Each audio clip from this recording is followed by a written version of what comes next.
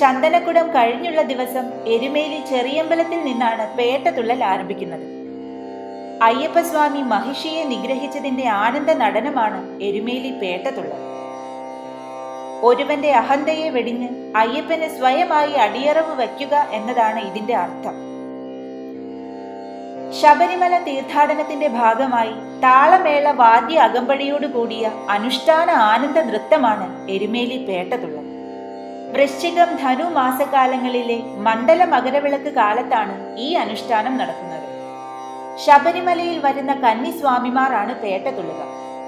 8 അടിയോളം നീളമുള്ള ബലമുള്ള ഒരു കമ്പിളി പുതപ്പിനുള്ളിൽ പച്ചക്കറികളും കിഴങ്ങുകളും കെട്ടിത്തൂക്കുന്നു. 2 കന്നി അയ്യപ്പന്മാർ കമ്പിന്റെ അഗ്രങ്ങൾ തോളിൽ വഹിക്കുന്നു. കന്നിക്കാരുടെ എണ്ണമനുസരിച്ച് ഇത്തരം ജോഡികളുടെ എണ്ണം കൂടും.